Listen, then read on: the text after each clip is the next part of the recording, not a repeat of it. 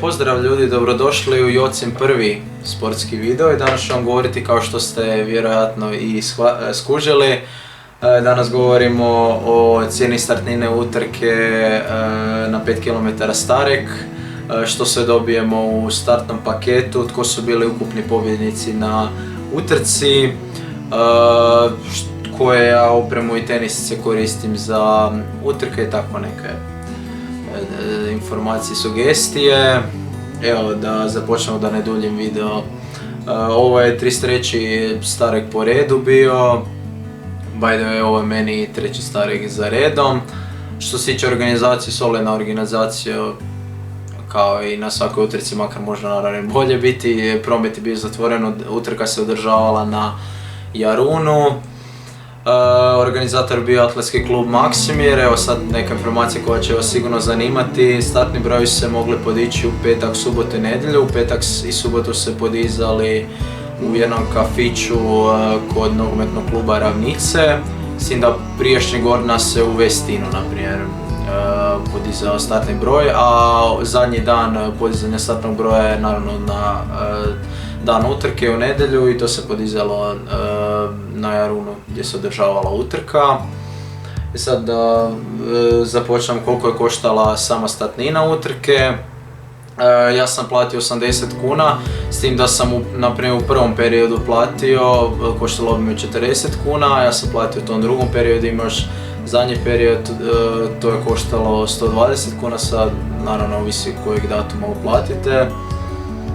Što se tiče drugih utrka, stvarno osobno ne sjećam se koliko druge koštaju, u linku ću vam staviti koliko su koštale i druge utrke. Znači 10, 21 i 42 km. Evo sad što smo dobili naprimjer u startnom paketu. Prvi put su ove godine uveli finišersku medalju.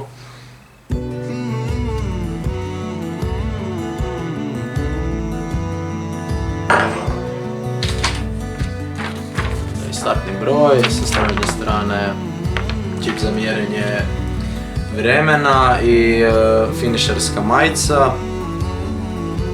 Svake godine samo boju majice izmijene. Evo čisto da vidite kako su prethodnih godina majice izgledale.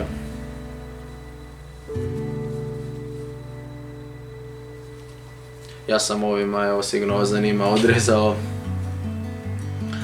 rukave, jer po ljeti naravno po tim vrućinama lakše trčati u majici bez rukava. Sada, što se tiče opreme koje ja koristim za natjecanje za utrke, evo počnemo sa majicom. Uvijek koristim klubsku majicu Triathlon klub Sviber.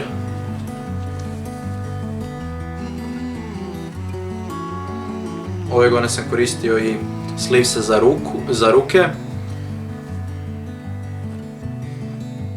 S obzirom da je kiša padala prvi put i ove godine je bilo hladno. Evo i najbitnija stvar, tenisice. Treću godinu za redom koristim Nike Zoom Streak LT3. Stvarno mogu reći da sam zadovoljan sa njima. Koštale su na zimskom popustu, sam ih kupio 40% snižane su bile i koštale su 490 kuna, inače su 700 kuna. Smatram da je cijena solidna i razumna s obzirom na kvalitetu. Tenisice, kao što ste mogli primijetiti, imaju tanki džon, lagane su i preporučio bih ih do distance od 10 km. Nakon toga smatram da nisu dobre, da ćete se ozlijediti jer kao što ste vidjeli tanak je džon i nije baš pametno. Ali za triatlonske utrke Super Sprint, olimpijski čak, skroz dobre i brze tenisice, lako se oblače, lagane su i lako se i stave. Ja sam stavio, kao što ste vjerojatno primijetili, ove vezice sam stavio, nisu ove normalne tenisice nego plastične, gumene vezice, da. Sada što se tiče, ja bi još preporučio i tenisica koja po meni još konkurentnija i bolja od ovih mojih Nike Zoom Streak LT3.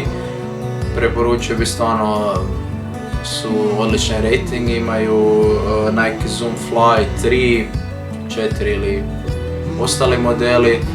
Nažalost, puno skuplja tenisica, cijene variraju od 800 do 1500 kuna, ali još bolja tenisica, nešto je deblji džon, ali su tenisice i dalje full lagane i odlične su, tako da jedna odlična tenisica, puno je veća investicija, ali isplati se ako je za dugoročne neke utrke i tako da nije loše investirati u njih.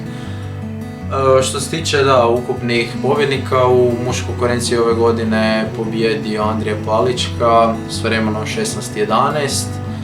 U ženskoj konkurenciji je Simona Jambršić s vremenom 18:25.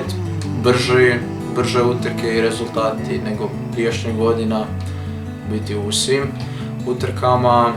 Sad sigurno se pitate kako sam ja prošao. Ove godine nisam baš ganjao rezultat, s obzirom da neki dan sam napravio grešku na treningu.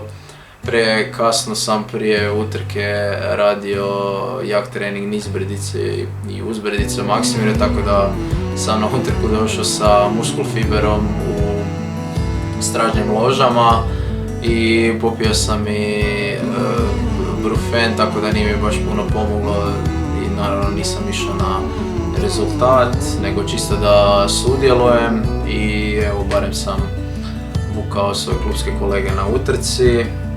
Tako da inače da je sve bilo u redu, da nisam napravio pogrešku. Inače sama ambicija je bila na toj utrci top 3 biti i skinut svoj osobni rekord 17:15, probati spustiti možda čak na ispod 17:0.